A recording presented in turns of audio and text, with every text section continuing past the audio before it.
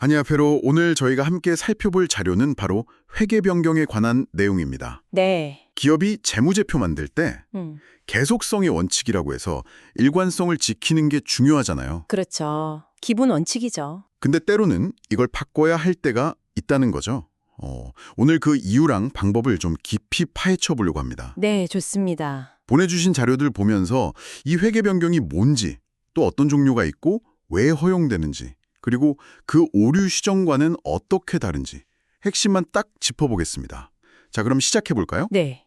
우선 교수님, 이 회계 변경이라는 게 정확히 뭔가요? 자료를 보니까 기업이 쓰던 회계 정책이나 추정 방법 아니면 보고 실체 자체를 정당한 이유로 바꾸는 거라고 되어 있네요. 네, 맞습니다.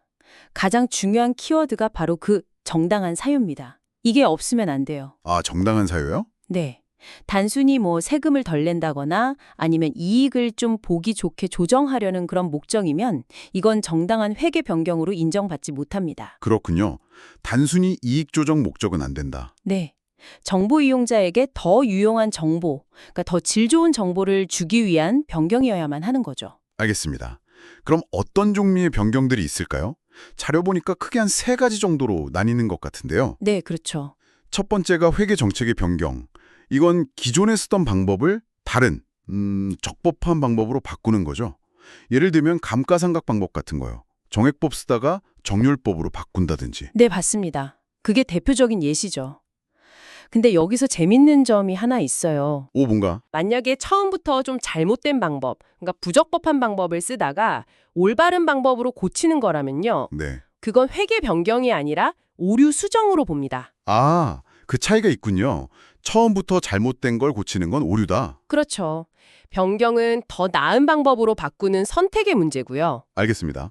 그럼 두 번째는 회계 추정의 변경. 이건 이름 그대로 추정치를 바꾸는 건가 보네요. 네, 맞아요. 미래에 대한 예측치, 이걸 바꾸는 거죠. 예를 들면 못 받을 것 같은 돈, 대손이라고 하죠. 그 비율을 다시 추정한다거나 아니면 자산의 내용 연수, 그러니까 얼마나 오래 쓸 수 있을지 이걸 다시 평가하는 거. 이런 건가요?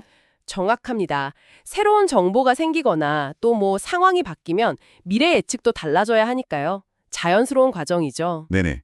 그리고 마지막 3번째가 보고 실체의 변경이네요. 이건 연결재무제표 만들 때 포함되는 자회사가 달라지는 경우 이런 건가요? 네, 맞습니다. 또는 보고하는 기업 범위 자체가 바뀌는 경우 이런 걸 말합니다. 이 3가지는 성격도 다르고 재무제표에 미치는 영향도 각기 다르기 때문에 이걸 명확히 구분하는 게 중요합니다. 그렇군요. 정책, 추정, 보고 실체 이 3가지 변경. 자, 그러면 어떤 경우에 이런 변경이 정당하다 이렇게 인정받을 수 있는 걸까요? 그냥 우리 회사 바꾸고 싶어요 이런다고 다 되는 건 아닐 텐데요. 물론이죠. 절대 안 되죠. 정당한 사유가 있어야 합니다. 네, 어떤 게 있을까요? 자료에서도 몇 가지 예를 들고 있는데요. 가령 회사가 합병된다거나 아니면 아주 중요한 사업부를 새로 만든다거나 하는 이런 큰 환경 변화가 있을 때 이럴 때는 인정될 수 있고요. 아, 합병이나 신사업 같은 큰 변화? 네, 또는 업계 전반적으로 이게 더 합리적이다라고 여겨지는 관행을 따라가는 경우도 있고요.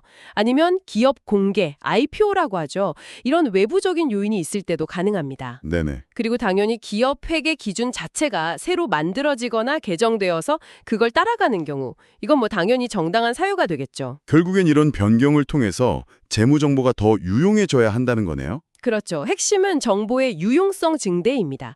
더 이해하기 쉽고 또 비교하기 좋아져야 한다는 거죠. 알겠습니다. 자, 그럼 이제 좀 복잡할 수도 있는 부분인데요. 이 변경 유형에 따라서 회계 처리 방법도 다르다고 나와 있어요. 소급법이랑 전진법이라는 말이 나오는데 이게 좀 어렵게 들리거든요. 네, 맞아요. 여기가 조금 헷갈릴 수 있는데 핵심만 잡으면 간단합니다. 네, 쉽게 말해서 소급법은 과거로 거슬러 올라가서 수정한다.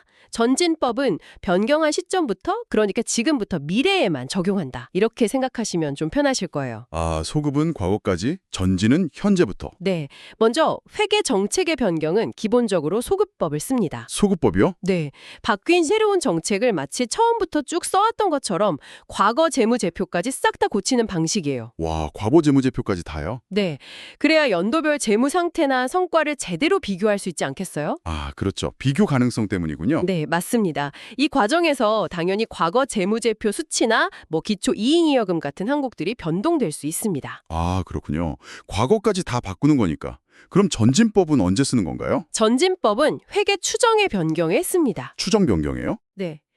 이건 변경의 효과를 과거에는 전혀 반영하지 않아요. 변경한 시점, 그리고 그 이후의 미래 기간에만 적용하는 방식입니다. 왜 추정은 전진법을 쓰는 거죠? 추정이라는 것 자체가 본질적으로 불확실한 미래에 대한 그 시점에서의 최선의 짐작이었잖아요. 네, 그렇죠. 근데 나중에 더 좋은 정보가 생겨서 그 짐작을 바꾼다고 해서 과거에 했던 짐작 자체가 틀렸다. 이렇게 보지는 않는다는 거죠. 그래서 과거 재무제표는 수정하지 않는 겁니다. 아하, 재밌네요.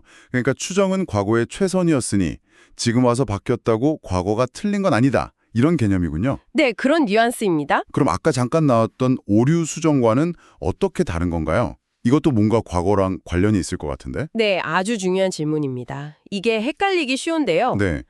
회계 변경, 특히 정책 변경은 더 나은 정보를 주기 위해 합리적인 이유를 가지고 더 좋은 방법을 선택하는 문제라고 했잖아요. 네, 선택의 문제. 반면에 오류 수정은 말 그대로 과거 재무제표에 있었던 명백한 잘못을 바로잡는 겁니다. 계산 실수라든지 기준을 잘못 적용했다든지 하는 그런 객관적인 에러요. 아, 명백한 잘못? 그렇죠. 그런데 아주 흥미로운 점은 이 오류 수정도 처리 방식은 회계정책 변경처럼 소구법을 적용한다는 겁니다. 오류 수정도 서부법을 써요? 네, 이유는 다르죠.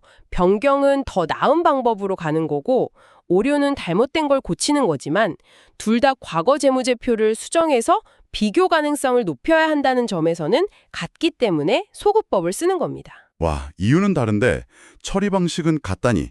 이거 정말 중요하게 구분해야겠네요. 네, 맞습니다. 자, 오늘 이렇게 회계 변경에 대해서 정말 깊이 알아봤습니다.